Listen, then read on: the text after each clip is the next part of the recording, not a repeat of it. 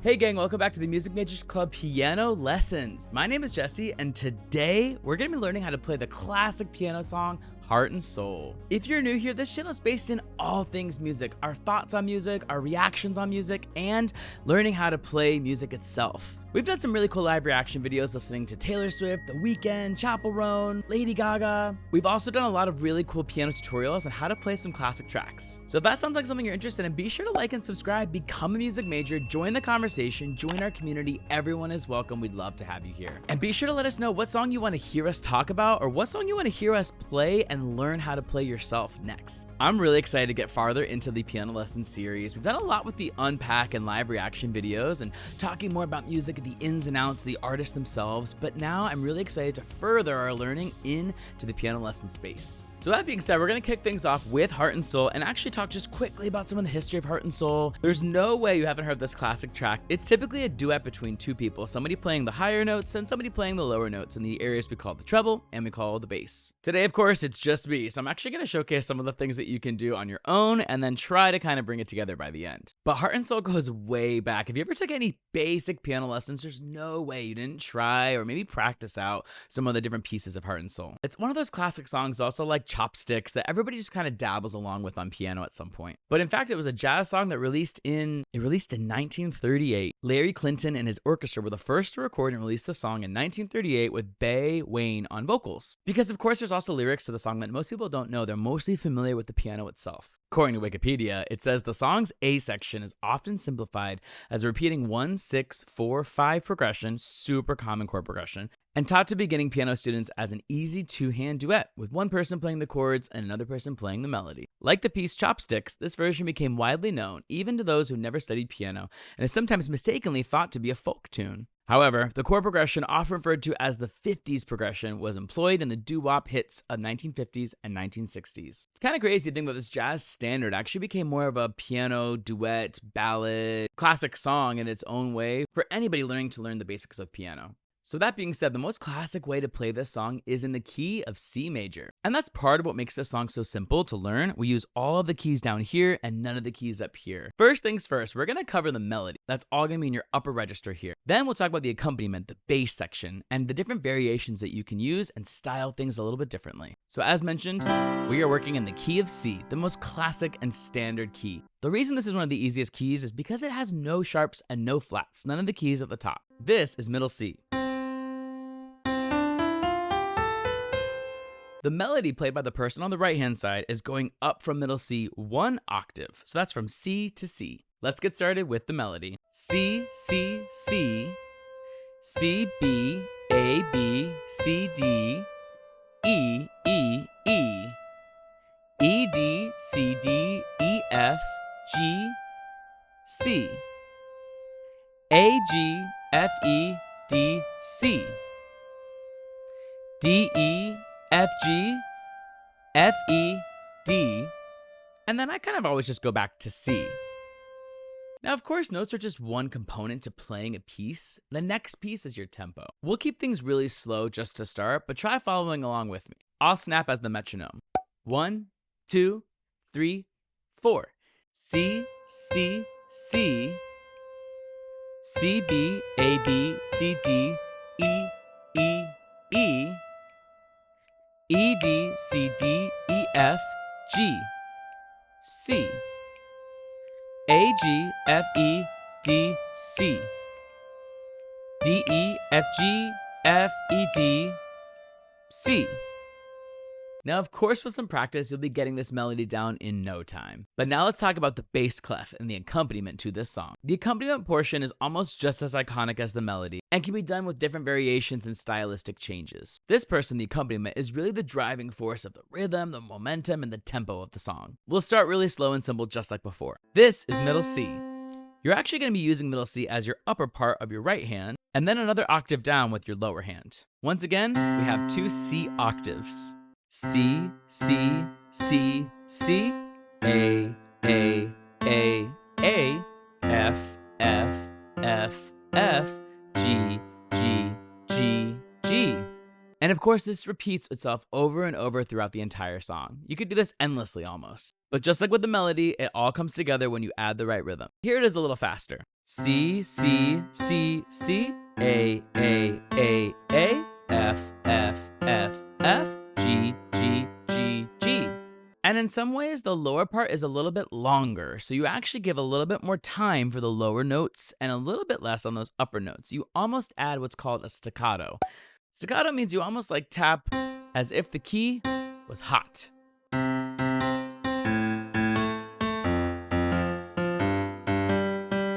Of course, that's a dramatized version of how that would sound, but that's kind of what you're going for.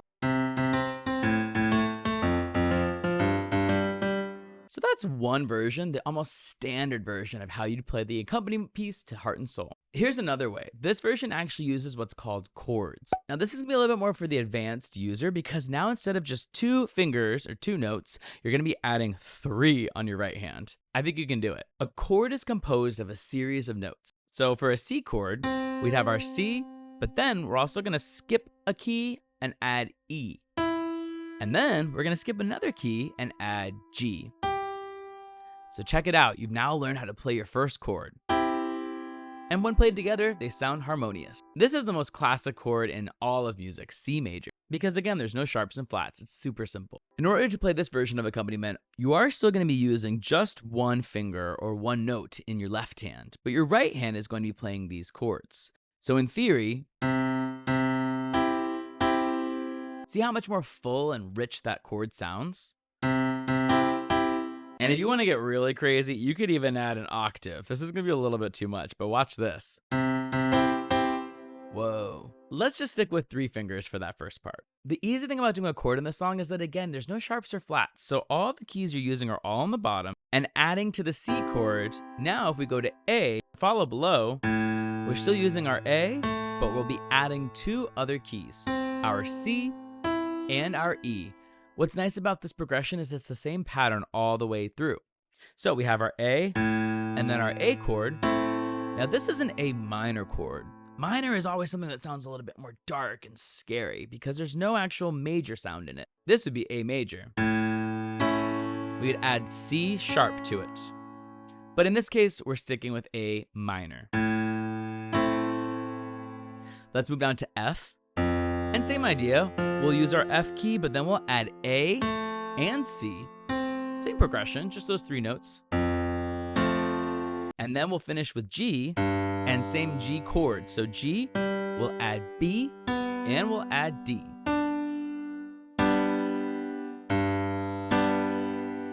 And then we return back to C.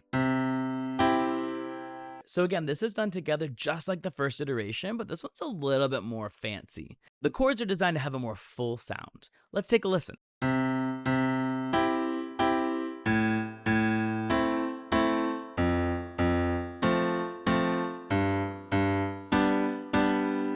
A nice way of starting this duet too is starting with just your 1 keys at first, and then the next time around, adding the chord.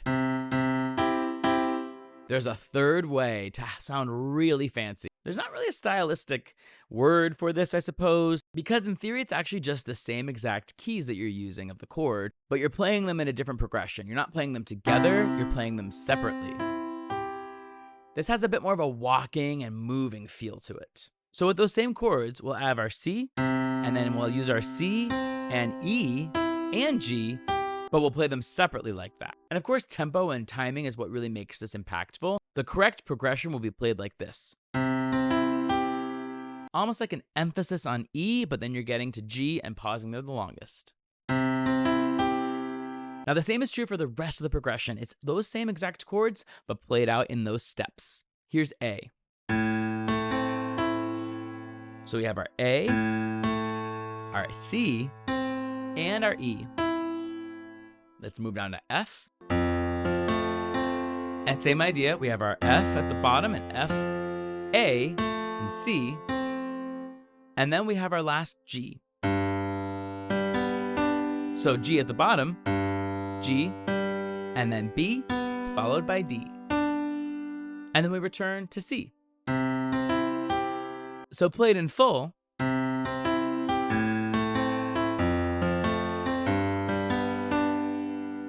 You'll notice this time the left hand and bass are more of a pedal. They stay down longer.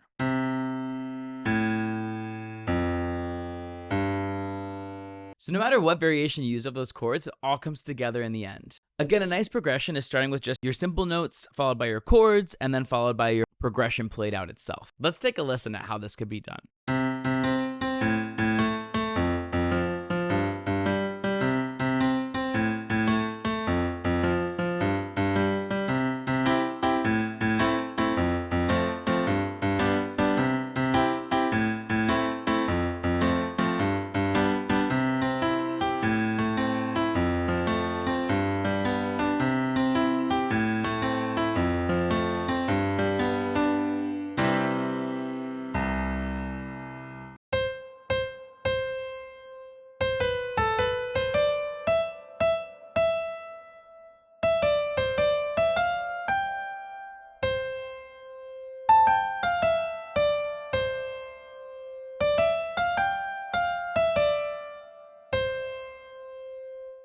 That's kind of what you're going for. Try practicing both parts, the bass by itself, the melody by itself, and then find a friend to add it all together. I hope that helps show the easy way of playing Heart and Soul and even adding a couple cool variations to make things a little bit more fun. Let me know what song you want to learn next in the piano lesson series, and be sure to like and subscribe because you too can become a music major. We'll see you next time. Bye.